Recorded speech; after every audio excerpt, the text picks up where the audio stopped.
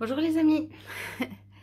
Ça fait vraiment longtemps que je ne suis pas venue vous voir.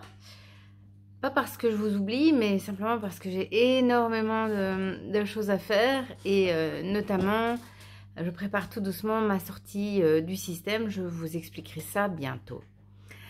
J'avais envie de vous partager quelque chose ce soir. J'habitais très longtemps à Bruxelles. Et quand j'avais 16-17 ans, je me suis fait agresser dans le métro. C'était pas la première fois que ça m'arrivait, mais c'était plus grave cette fois-là. J'étais avec un ami et on revenait de notre cours de violon.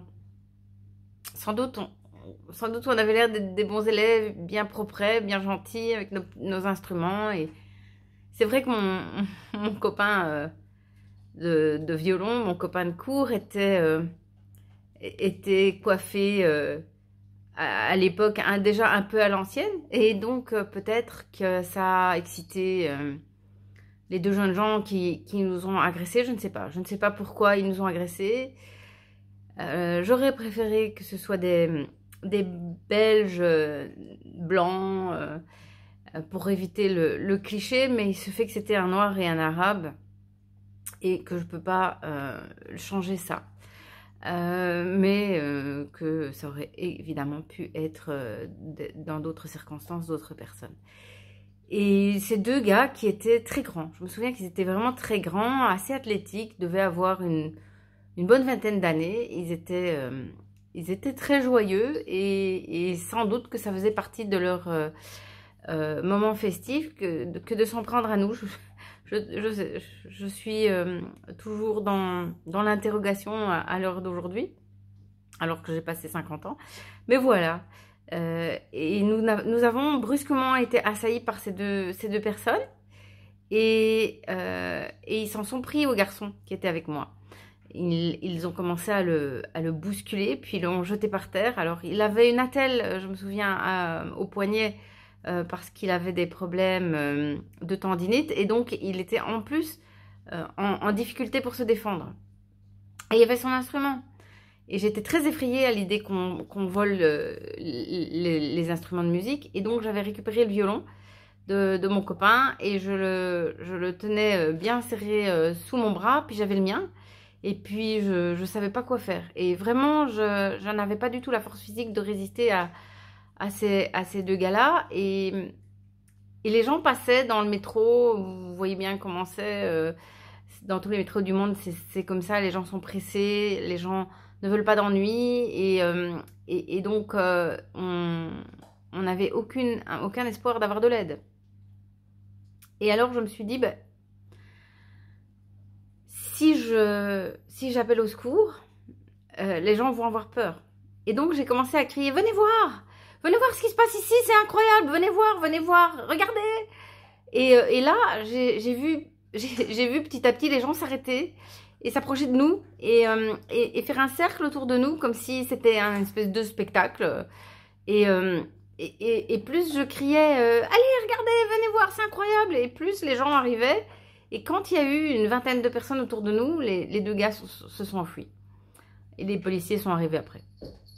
Et voilà, je ne sais pas pourquoi je vous raconte ça. C'est une petite tranche de vie qui est insignifiante. Et en même temps, je me dis que la curiosité, c'est quand même quelque chose qui nous lie tous. Nous sommes tous curieux. Alors, malgré la période que nous traversons maintenant, qui est ultra connectée, où finalement peut-être les jeunes ont moins de curiosité parce qu'ils n'ont même plus le temps d'avoir un questionnement, que les réponses sont déjà là, et évidemment nos téléphones nous écoutent en plus, donc ils nous donnent des réponses et des propositions de solutions, alors même qu'on n'a pas fini d'énoncer le questionnement, l'interrogation. Mais je pense que vraiment c'est quelque chose qui peut tous nous rassembler. Et quand le dialogue est impossible, il est parfois utile de susciter le questionnement, je pense. Et au-delà de nos différences, parce que nous n'aurons pas tous la même lecture des événements et nous n'aurons pas tous les mêmes réponses, et heureusement que nous avons encore cette possibilité d'être en désaccord et de débattre, eh bien, quand le dialogue est compliqué, pourquoi ne pas s'interroger ensemble sur ce qui nous mène au débat, mène à la discussion, mène à la dispute. Et dans cette période que nous avons traversée, où nous avons eu du mal à pouvoir exprimer nos dissensions, parce que il est très mal vu de parler contre la doxa, c'est-à-dire l'opinion officielle. La doxa, c'est le terme grec pour dire opinion. Eh bien, je pense qu'il serait intéressant de questionner vraiment nos différences et de pouvoir apporter chacun une vision complémentaire, opposée ou critique, mais ô combien salutaire par rapport à Covid, par rapport à la guerre en Ukraine, par rapport au mouvement LGBT, par rapport à toutes ces choses le climat, l'économie, toutes ces choses qui nous divisent et nous rassemblent en fait, parce que ça nous concerne tous. Et je pense que même les animaux sont curieux. Donc quand nos jeunes sont le nez sur leur téléphone et que dès qu'ils ont une demi-question, ils font sur Wikipédia, ils se privent d'une part de leurs rêves, d'une part de leurs hésitations, d'une part de leurs erreurs. Et que Wikipédia, c'est pas toujours les bonnes réponses, hein. Il faut se méfier de ces solutions toutes faites. Et j'ai l'impression que si on pouvait les pousser à se retrouver face à leur absence de réponse, ils pourraient davantage s'intéresser à toute la